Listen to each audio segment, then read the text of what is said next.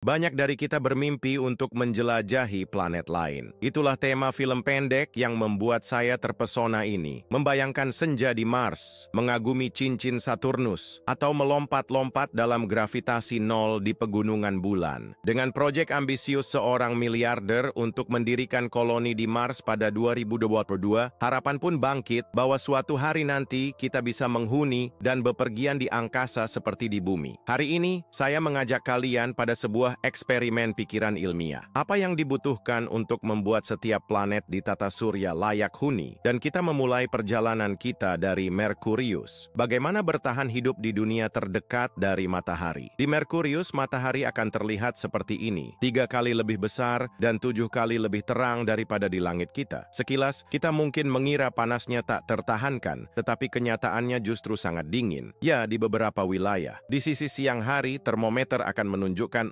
40-30 derajat, cukup untuk melelehkan timah dalam hitungan detik. Namun, tanpa atmosfer untuk menahan panas, suhu akan anjlok. Di kedalaman kawah di mana cahaya tak pernah mencapai, suhu sangat ekstrim, 180 derajat. Menariknya, beberapa kawah ini menyimpan air beku, triliunan ton es yang secara paradoks berdampingan dengan kedekatannya ke matahari, volume yang setara dengan Danau Nicaragua. Lalu, bagaimana cara menjajah Merkurius? Strateginya adalah memilih kawah yang ideal dan menutupnya dengan kubah yang diperkuat untuk menahan ruang hampa udara. Dengan panel surya 10 kali lebih efisien daripada yang ada di bumi yang dipasang di sekelilingnya, kita akan memiliki energi yang melimpah hampir tanpa batas. Berkat reflektor, sebagian sinar matahari dapat diarahkan secara tidak langsung, memungkinkan fotosintesis mencapai hingga kedalaman kawah. Bayangkan tinggal di struktur ini, dengan danau, hutan, dan metropolis luas yang bebas polusi. Namun, jika atap kubah pecah oleh meteorit, hasilnya akan menjadi bencana. Suhu ekstrem dingin dan tekanan yang menghancurkan akan mendominasi lingkungan. Menyadari hal ini, muncul sebuah alternatif. Pasangan penulis Kingston dan Robinson mengusulkan solusi yang cerdik. Kota bergerak, meluncur di atas rel dan mengelilingi planet, selalu berada di senja, di mana suhu lebih sedang. Risiko, tentu. Kerusakan pada rel sepanjang 15.000 km itu akan menjadi malapetaka. Venus. Bagaimana bertahan di planet terpanas di tata surya? Sering disebut saudara bumi karena ukuran dan gravitasinya yang mirip, Venus memiliki atmosfer penuh dengan atom oksigen. Di masa lalu, mungkin bahkan pernah menopang kehidupan. Namun oksigen ini bereaksi dengan karbon, menghasilkan CO2, dan banyak, 96% atmosfernya, dengan tekanan 82 kali lebih besar daripada bumi. Berjalan di Venus, sama seperti berada di kedalaman 900 meter di lautan, cukup untuk menghancurkan kapal selam. Dengan begitu banyak gas rumah kaca, panas tidak terhindarkan dan tak tertahankan. 462 litro sosis yang ditinggalkan di tanah akan menjadi arang dalam hitungan detik. Belum lagi 1 hari di Venus setara dengan 58 hari di bumi, diwarnai badai asam sulfat mendidih yang mengamuk. Dihantam oleh hembusan angin mencapai 400 km per jam dalam badai abadi. Sampai saat ini, hanya orang Rusia yang berhasil mendaratkan apapun di planet ini. Probe mereka hanya bertahan beberapa menit saja. Kau dan aku, bagaimana mungkin kita bisa hidup di sana? NASA telah lama memikirkannya. Jujur saja, mendaratkan manusia di sana adalah misi mustahil. Tapi pada ketinggian 5.500 meter, semuanya berubah. Suhu turun hingga 25 derajat, tekanan setara dengan ketinggian pegunungan, dan atmosfer masih cukup menyaring radiasi matahari. Secara teknis, kita bisa berjalan-jalan di sana dengan kaos oblong, hanya perlu tambahan oksigen. Ini adalah lingkungan yang paling mirip dengan bumi di seluruh tata surya. Dan itu membuat kita ingin pergi ke sana. Itulah mengapa NASA membayangkan stasiun aerostat yang mengambang di atmosfer atas Venus. Ini akan sederhana. Atmosfer Venus yang penuh dengan gas berat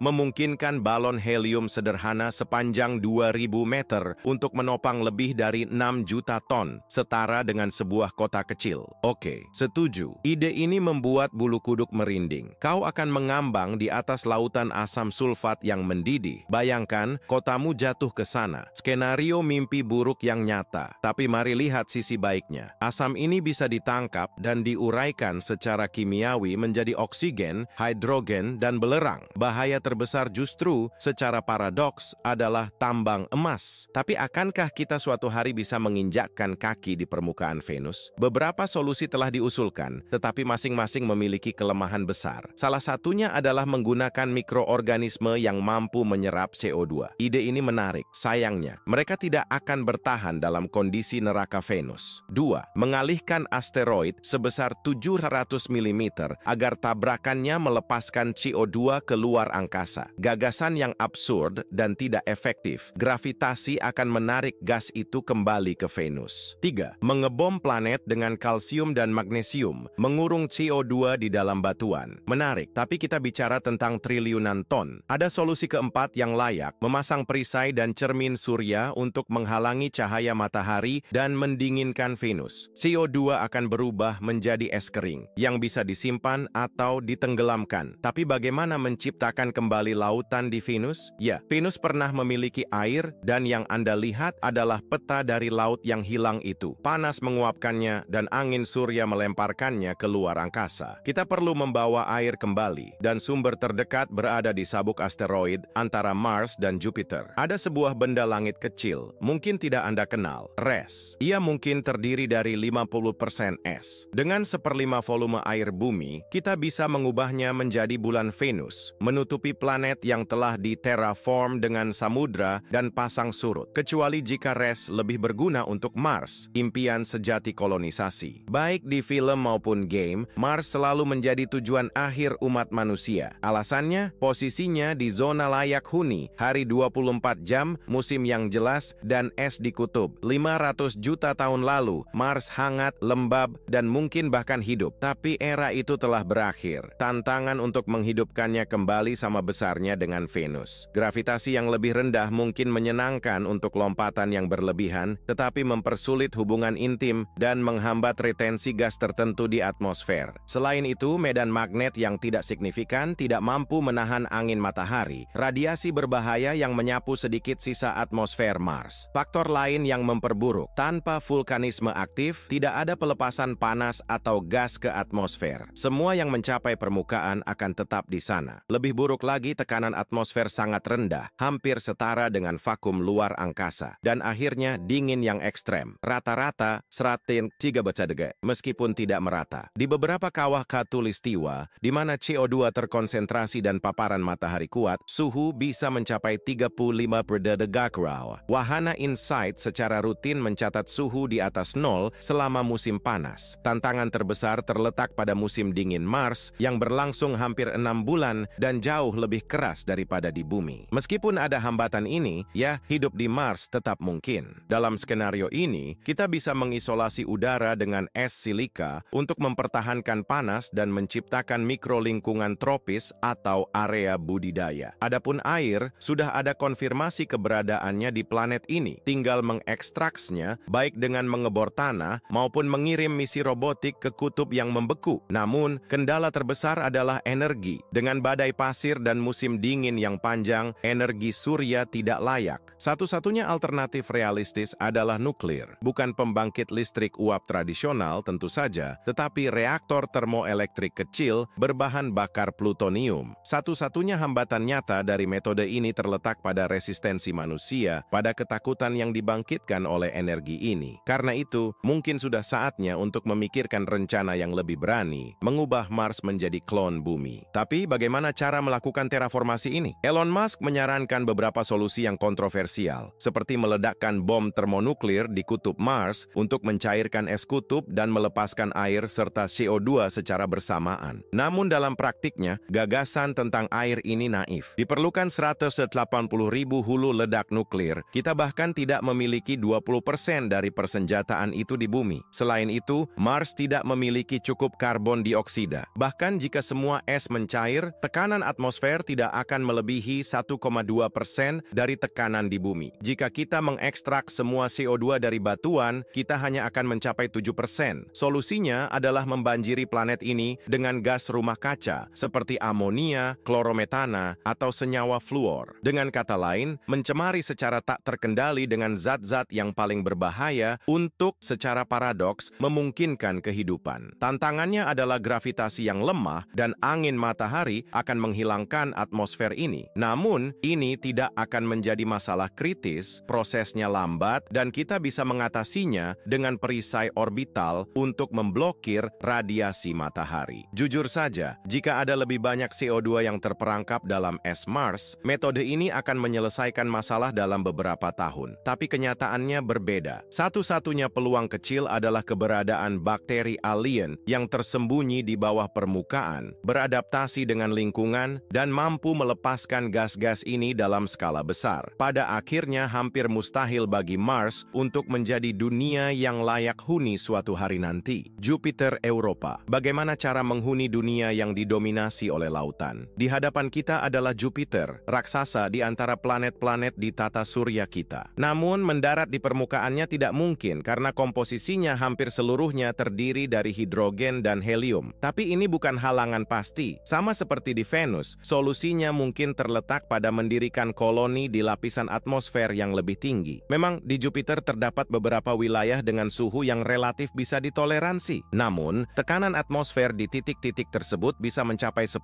kali lebih intens, angin melebihi 400 km per jam, dan gaya gravitasi planet ini begitu dahsyat sehingga makhluk apapun akan terseret ke lapisan dalam yang sangat tidak ramah. Menjelajahi raksasa gas tidak menawarkan banyak kemungkinan, kecuali daya tarik satelit-satelitnya. Planet ini memiliki 79 satelit alami, dengan 4 yang paling menonjol: Io, Callisto, Ganymede, dan Europa. Dalam 3 tahun terakhir, bukti-bukti menunjukkan keberadaan lautan luas air cair di bawah permukaan. Bahkan semburan uap air telah terdeteksi, mengindikasikan kemungkinan aktivitas vulkanik di bawah permukaan. Di antara semua, Europa adalah bulan yang paling menarik. Di bawah lapisan es dengan ketebalan sekitar 20.000 meter, diperkirakan terdapat lautan dengan kedalaman sekitar 150.000 meter. Europa memiliki 2 kali lipat jumlah air yang ditemukan di planet kita. Selain itu, atmosfernya terbentuk hanya dari oksigen dengan vulkanisme intensif yang melepaskan panas serta mineral-mineral penting. Ada indikasi yang menunjuk pada kemungkinan adanya kehidupan alien hanya 120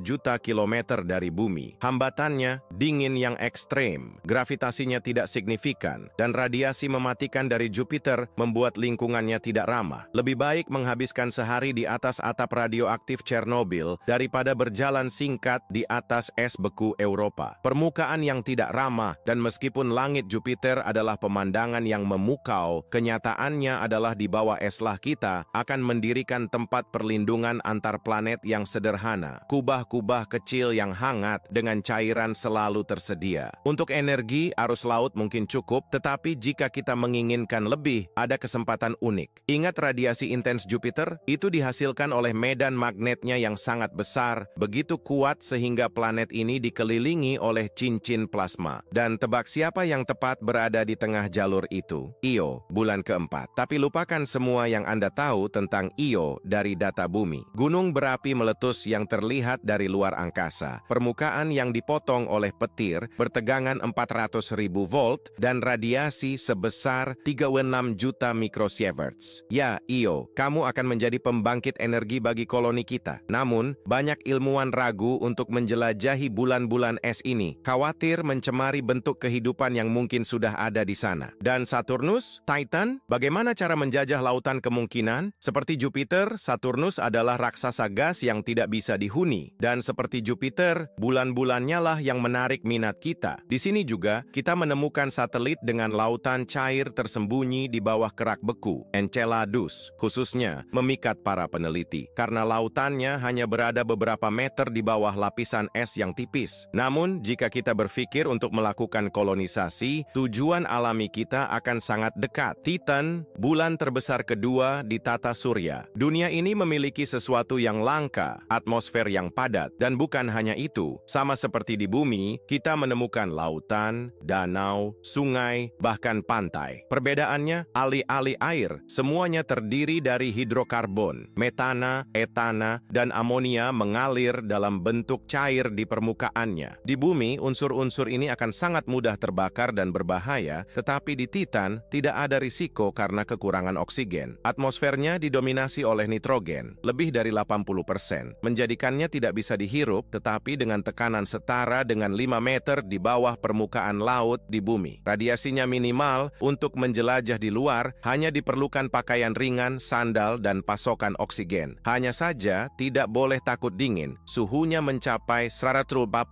derajat yang luar biasa. Salah satu fakta menarik adalah kombinasi unik dari gravitasi rendah dan atmosfer tebal, sesuatu yang tidak ada di bulan lainnya. Ini akan memungkinkan sesuatu yang tidak masuk akal. Terbang hanya dengan menggerakkan lengan, seperti dalam kartun. Namun Titan tidak akan dipilih untuk bersenang-senang, melainkan karena kekayaannya yang tak tertandingi. Ini setara dengan Teluk Persia kosmik, lautan bahan bakar, deposit mineral yang melimpah, dan helium-3 yang penting untuk fusi nuklir. Dan untuk menopang kehidupan, air bawah tanah dan pupuk yang berlimpah, dan sumber untuk menghasilkan oksigen. Satu-satunya hambatan adalah iklim yang sangat dingin, tetapi ini dapat diatasi dengan energi, sesuatu yang kita miliki berlimpah di sana. Titan begitu menjanjikan sehingga beberapa peneliti menyarankan untuk meninggalkan ide kolonisasi Mars dan fokus sepenuhnya pada bulan ini. Bagaimanapun, Mars adalah gurun yang sunyi, dan begitu sampai di sana, tidak ada energi yang cukup untuk kembali. Perjalanan ekologis ke planet merah hanya akan sekali jalan. Jika pengisian bahan bakar gagal, itu adalah akhir. Di Titan, hal ini tidak terjadi. Uranus, Neptunus, dan seterusnya. Bagaimana menaklukkan ekstrem tata surya? Saat menyebut raksasa gas, kita langsung berpikir tentang Jupiter dan Saturnus. Kita lupa bahwa Uranus dan Neptunus juga termasuk dalam kategori itu. Dunia beku, angin yang menghancurkan, dan kegelapan tanpa akhir. Kita begitu jauh dari matahari sehingga 1 tahun di Uranus setara dengan 84 tahun di bumi. Satu kehidupan bisa berlalu tanpa seseorang melihat musim panas 2 kali di planet itu. Meskipun kondisinya tidak ramah, dunia ini membangkitkan rasa ingin tahu. Dalam kasus Uranus, kita akan menjelajahi atmosfernya untuk mencari metana, deuterium, dan helium-3. Sementara, Neptunus memiliki satelit yang menarik perhatian, Triton. Ya, seperti Europa dan Enceladus, ia mungkin menyimpan lautan bawah permukaan, ideal untuk pangkalan bawah laut. Tapi, jika kita mencapai planet-planet ini, bukan untuk kembali ke bumi, bukan? Ini akan menjadi langkah menuju destinasi yang lebih jauh lagi. Umat manusia harus menargetkan kolonisasi sabuk Kuiper, ladang asteroid, dan sumber daya yang sangat luas, membentang lebih dari 50 kali jarak antara bumi dan matahari. Dan jika kita menemukan Pluto, planet kerdil ini akan menjadi jembatan harfiah untuk perjalanan antar bintang, melampaui batas tata surya kita. Disinilah kita berdiri di ambang yang tak diketahui. Maju sejauh ini bukanlah usaha yang sia-sia. Dalam 4,5 miliar tahun, jika kita masih bertahan, matahari akan menghabiskan semua hidrogennya dan mengembang hingga ribuan kali lebih besar. Planet kita akan menjadi abu, sementara Pluto secara paradoks akan menawarkan suhu sejuk 27 degree. Tempat perlindungan terakhir yang mungkin di tata surya kita. Apakah itu sepadan dengan usahanya? Haruskah kita benar-benar mencari rumah baru di luar ini? Skeptisisme mendominasi dunia. Di antara konflik geopolitik, krisis sosial, dan keruntuhan ekologis, sepertinya kita lebih memilih untuk menghancurkan diri sendiri daripada mengarahkan pandangan ke bintang-bintang. Apa yang dulunya adalah mimpi sekarang dilihat sebagai keinginan para magnat yang mencemari dan boros. Pada tahun 2004, NASA berencana mendirikan pangkalan bulan yang layak huni pada tahun 2024. Barack Obama mengubur proyek itu. Eropa juga pernah mengimpikan rencana ini yang kini telah ditinggalkan. Namun, China tetap bertahan. Target mereka adalah tahun 2030. Sementara Eropa ragu-ragu, mungkin justru orang China yang akan menjamin kelanjutan audisi kosmik kita.